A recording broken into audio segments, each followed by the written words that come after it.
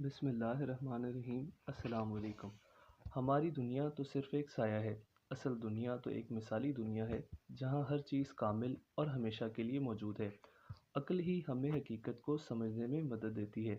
جو کتاب اور مطالعے کا ذوق نہیں رکھتا، اس کا ذہن نیم تاریک بند گلی کی مانند ہوتا ہے جس میں نئے خیالات اور خوابوں کا گزر نہیں ہوتا۔ کتاب سے بہتر کوئی رفیق نہیں ہوتا۔ کتابیں کائنات کو روح، ذہن کو پر، تخیل کو اڑان اور ہر چیز کو حیات بخشتی ہیں۔ یہ افلاطون کے خیالات ہیں۔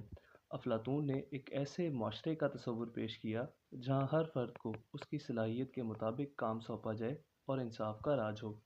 اگرچہ یہ عام طور پر تسلیم کیا جاتا ہے کہ افلاطون دنیا کا سب سے بڑا فلسفی تھا، لیکن اس نے جو مکالمات لکھے ان میں وہ دوسروں کے اقوال نقل کرتا ہے۔ اس لیے مدت سے یہ بحث چلی آتی ہے کہ اس کے فلسفے میں کتنا حصہ اس کا اپنا ہے اور کتنا سقراط یا دوسرے حکیموں کا ہے جن کا وہ اکثر ذکر کرتا ہے۔ اس کا پہلا نام ارسطو کلیس تھا، بعد میں افلاطون ہوا۔ یہ غالباً ایتھنز میں 427 قبل مسیح کے لگ بھگ پیدا ہوا اور اچھے خاندان کے لڑکوں کی طرح ادبیات، موسیقی اور ریاضیات کی تعلیم حاصل کی۔ وہ شعر بھی کہتا تھا اور پہلوان اور کشتی بھی بہت اچھا تھا۔ 20 سال کی عمر میں وہ سقراط کا شاگرد ہوا اور 8 سال تک اس سے علم حاصل کرتا رہا، لیکن معلوم ہوتا ہے کہ سقراط سے اس کے وہ گہرے تعلقات نہ تھے جو دوسرے شاگردوں کے تھے۔ مثلاً سقراط نے خودکشی سے پہلے دوستوں سے جو گفتگو کی اس میں افلاطون موجود نہ تھا۔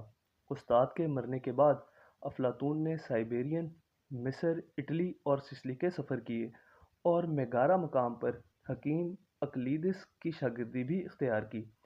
388 قبل مسیح کے قریب وہ گرفتار ہو گیا اور غلام بنا کر بیچ ڈالا گیا، لیکن بعد میں دوستوں نے زر فدیہ ادا کر کے اس کو چھڑا لیا۔ آخر وہ ایتھنز پہنچا اور اس نے اپنی مشہور اکادمی قائم کی جس کو وہ اپنی زندگی کا مقصد سمجھتا تھا۔ یہاں 40 برس تک اس نے تعلیم دی اور طریقہ تعلیم وہی بحث و مکالمے کا اختیار کیا جو اس نے سقراط سے سیکھا تھا۔ یہ اکادمی پہلی یونیورسٹی تھی جو 8 سال تک قائم رہی۔ اس نے بڑے بڑے آدمی پیدا کیے جن میں ارسطو سب سے زیادہ مشہور تھا۔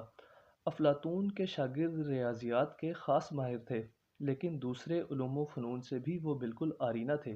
یہ عجیب بات ہے کہ افلاطون سیاسی نظریے کا تو بڑا حکیم تھا، لیکن سیاسی معاملات میں اپنے ہم عصروں کے مقابلے میں بہت ہی کم حصہ لیتا تھا۔ بڑھاپے میں اسے سارکیوس کے بادشاہ اطالیق بننے کا اتفاق ہوا، لیکن ملک داری میں یہ ایک بار ہی شریک ہونا کچھ کامیاب نہ رہا۔ افلاطون کے مکالمات میں سب سے زیادہ مشہور جمہوریت ہے، جس میں اس نے بتایا کہ اس کے نزدیک بہترین حکومت کا نظام کیسا ہونا چاہیے۔ دوسرے مکالمات میں اس فلسفے پر زور دیا گیا کہ افکار و اعیان حقیقی وجود رکھتے ہیں۔ افلاطون کی تصنیفات کا اثر ارسطو سے بھی زیادہ گہرا ہوا۔ 347 قبل مسیح میں ایک دن وہ ایتھنز کی کسی شادی کی ضیافت میں شامل ہوا اور وہیں فوت ہو گیا۔ اس وقت افلاطون کی عمر 80 سال تھی۔ افلاطون کا ایک اور قول ہے، معاشرے کے ان دو طبقات میں سے کوئی بھی اگر آگے بڑھ کر حکمرانی پر قبضہ کر لیں تو ریاست میں تباہی ضرور آئے گی۔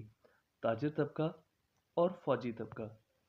ویڈیو کو لائک کریں، چینل کو سبسکرائب کریں کیونکہ یہ آپ کا چینل ہے۔